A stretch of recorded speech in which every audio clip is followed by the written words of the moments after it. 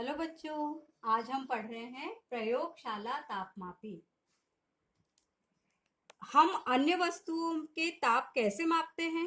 हमने एक पढ़ा था डॉक्टरी थर्मामीटर, जिससे हम हमारे शरीर का ताप माप सकते। लेकिन अब प्रश्न उठता है कि हम अन्य वस्तुओं का ताप कैसे नापते हैं। इसके लिए अन्य तापमापी काम में लाते हैं।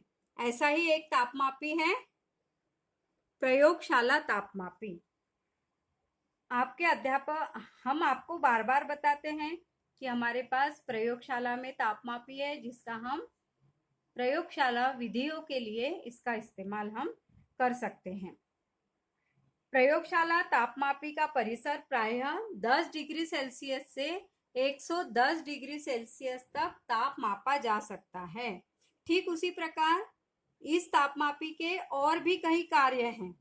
आपको पता है कि अधिकतम न्यूनतम तापमापी से मौसम की रिपोर्ट में दिए जाने वाले अधिकतम ताप और न्यूनतम तापों की जानकारी देने के लिए हम प्रयोगशाला तापमापी का ही उपयोग करते हैं। जो मौसम की रिपोर्ट आती है अधिकतम न्यूनतम तापमान, उसके लिए प्रयोगशाला तापमापी का उपयोग किया जाता है। बच्चों, ये है प्रयोगशाला तापमापी। ये सामान्य डॉक्टरी थर्मामीटर से लंबा होता है और इससे 10 डिग्री सेल्सियस से लेकर 110 डिग्री सेल्सियस तक ताप मापा जा सकता है। यह भी एक कांच का खोल होता है पूरा, और नीचे की तरफ एक छोटा बल्ब नुमा संरचना होती है जिसमें द्रव अवस्था में पारा भरा होता है। यह एक धातु है जो द्रव होती है। इसमें भी एक केश नलिका होती है जो हम विभंग एक संरचना होती है जो पारे की गति को मैनेज करती है।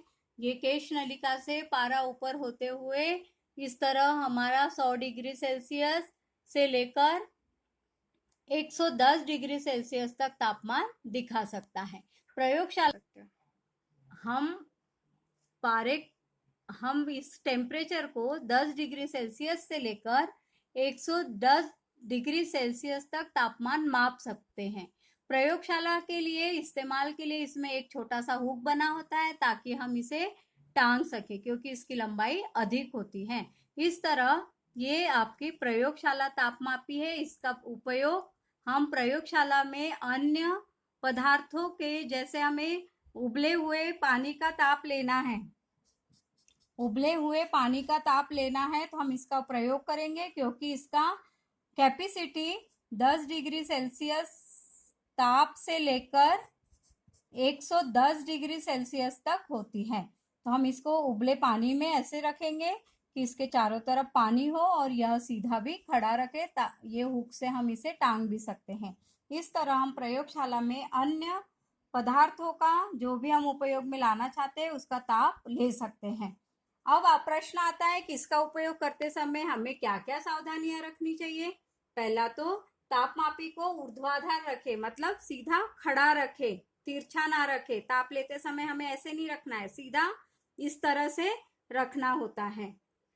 तापमापी का बल्ब चारों ओर से उस पदार्थ से घिरा होना चाहिए जिसका हमें ताप लेना है। मैंने आपको अभी बताया था कि हमको उबले हुए पानी का ताप लेना है, तो चारों तरफ पानी होना चाहिए। ये नहीं कि हमने इसको इस तरह से दीवार से लगा कर रख दिया तो ताप आ जाएगा, ऐसा नहीं। इसके चारों तरफ उस पदार्थ से वो घिरा होना चाहिए जिसका हमें ताप लेना है। यही हमें सावधानी बरतनी है। तो बच्चों, आज आपने क्या पढ़ा? हमने पढ़ा प्रयोगशाला तापमापी क्या है, इसका सचित्र नामांकित चित्र बनाइए। फिर अधिकतम न्यूनतम तापमापी से क्या कार्य होता है। फिर प्रयोगशाला तापमापी का उपयोग करते समय हमें क्या क्या सावधानियां रखनी चाहिए। थैंक यू बच्चों।